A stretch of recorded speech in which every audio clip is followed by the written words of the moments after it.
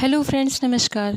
आज की वीडियो में हम जूतिया व्रत के बारे में जानेंगे कि जूतिया व्रत किस प्रकार रहते हैं, इसकी पूजा किस प्रकार करते हैं, पारण कब है और जूतिया व्रत की पौराणिक कथा सुनेंगे हम। इस बार जूतिया व्रत 25 सितंबर दिन बुधवार को पड़ रहा है। इस व्रत को महिलाएं अपनी संतान की दीर्घ आयु के लिए रहती हैं। यह व्रत बहुत ही कठिन व्रत है। इस व्रत के दिन महिलाएं बिना अन्न बिना जल ग्रहण किए इस व्रत को करती हैं और अपनी संतान के बेहतर स्वास्थ्य और सफलता की कामना करती हैं। आइए फ्रेंड्स, अब जानते हैं कि इस व्रत की पूजा किस प्रकार करते हैं। जूतिया व्रत के पहले दिन महिलाएं सूर्योदय के पहले जाकर स्नान करती हैं और पूजा करती हैं और फिर एक बार भोजन ग्रहण करती हैं और उसके बाद पूरा दिन निर्जली व्रत रहती हैं। इसके बाद दूसरे दिन सुबह सवेरे स्नान के बाद महिलाएं पूजा पाठ करती हैं और फिर पूरा दिन निर्जली रहती हैं। फिर तीसरे दिन की बात करें तो तीसरे दिन महिलाएं पारण करती हैं इस व्रत में। तो इस प्रकार का नियम धारण करके औरतें व्रत करती हैं। ये व्रत बहुत ही कठिन होता है। इसका मतलब 24 तारीख से ये व्रत स्टार्ट हो जाता है। एक दिन भोजन करके निर्जली, फिर 25 को पूरा निर्जली व्रत, फिर 26 सितंबर को गुरुवार को सुबह 6:11 में इस व्रत का पारण होगा। आइए फ्रेंड्स, अब हम जानते हैं कि इस व्रत की शुरुआत कब हुई थी। कहा जाता है कि महाभारत के युद्ध के बाद अश्वत्थामा अपने पिता की मृत्यु की वजह से क्रोध में था। वह अपने पिता की मृत्यु का पांडवों से बदला लेना चाहता था। एक दिन उसने पांडवों के शिविर में घुसकर सोते हुए पांडवों के बच्चों को मार डाला। उसे लगा था कि ये पांडव हैं, लेकिन वो सब द्रौपदी के 5 बेटे थे। इस अपराध की वजह से अर्जुन ने उसे गिरफ्तार कर लिया और उसकी मणि छीन ली।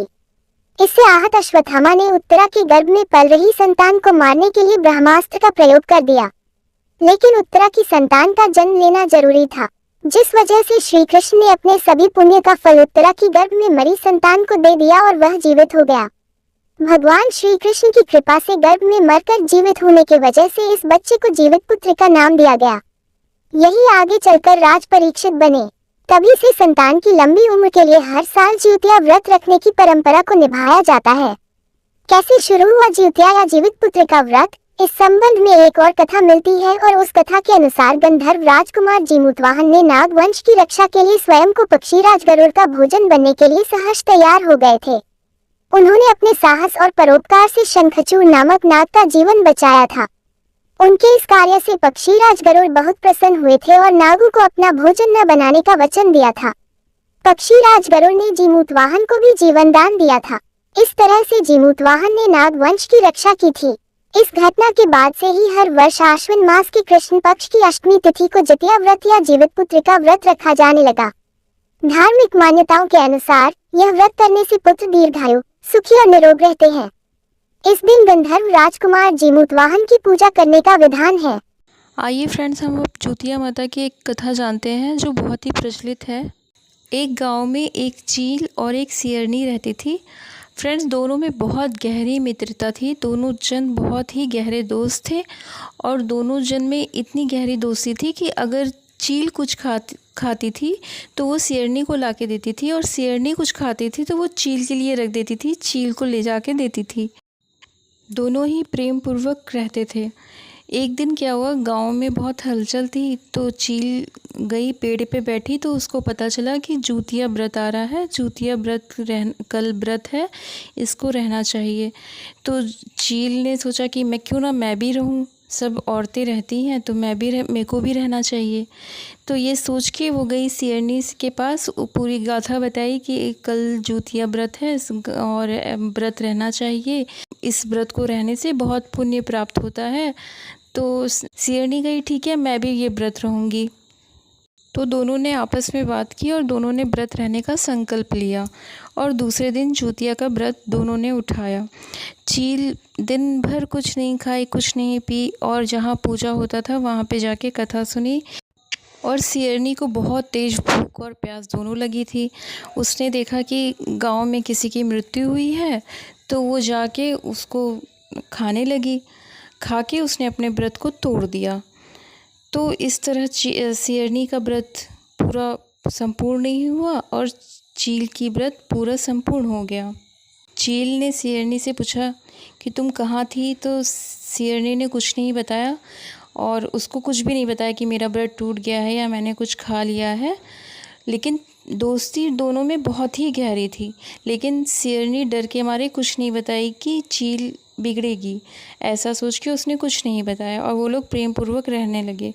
फिर अगले जन्म में दोनों बहुत गहरी दोस्ती के कारण उनके अंदर बहुत प्रेम था, तो अगले जन्म में वो दोनों बहन के रूप में जन्म लिए। दोनों जन सगी बहनें थी। ये दोनों बहनें राजा के घर में जन्मी थी और कोई कमी नहीं थी इनके घरों में, तो इनकी लालन पोषण बहुत अच्छे से हुआ और दोनों जन बहुत प्रेम पूर्वक रहती थी। फिर एक दिन क्या हुआ, दोनों की शादी हुई। दोनों के अच्छे घर में शादी हुई, लेकिन शादी ऐसे घर में हुई कि भाई भाई ऐसे हो गया। जैसे कि भाई, जैसे ये दोनों बहन थी वैसे वो दोनों भाई थे, ऐसे इन लोग की शादी हो गई। शादी के बाद चील जो बहन बनी थी उसको 7 लड़के हुए और जो शेरनी थी बहन, उसके कोई भी पुत्र नहीं था। तो शेरनी के अंदर ईर्ष्या आ गई कि मेरी बहन को क्यों 7 पुत्र हैं और मुझे एक भी पुत्र नहीं है।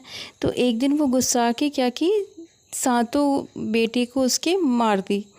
जब 7 बेटे मर गए तो चील आई, तो वो आई तो कही कि मेरे 7 बेटे मर गए, तो रोने लगी। अचानक खूब तेज़ रोने लगी।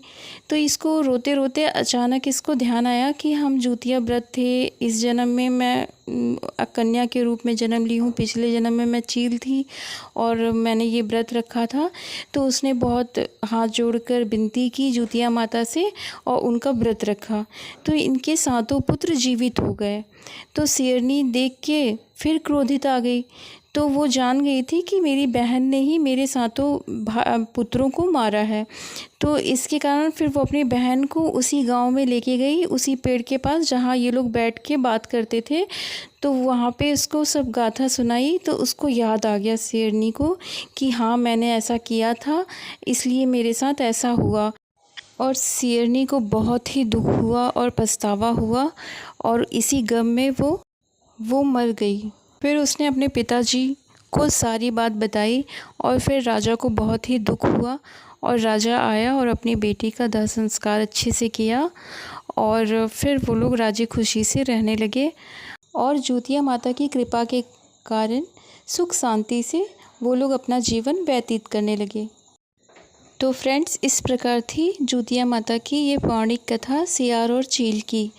फ्रेंड्स, हमारे मम्मी पापा दादी दादा हमेशा अच्छे कर्म करने के लिए सिखाते हैं और अच्छा कर्म ही करना चाहिए। फ्रेंड्स, अच्छे कर्म से अच्छा फल मिलता है और बुरे कर्म से हमको बुरा फल मिलता है। इस जन्म नहीं तो अगले जन्म भी भोगना पड़ता है।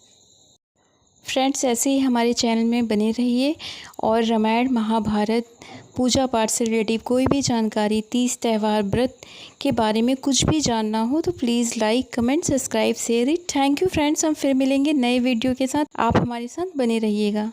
नमस्कार। जय जूतिया माई की।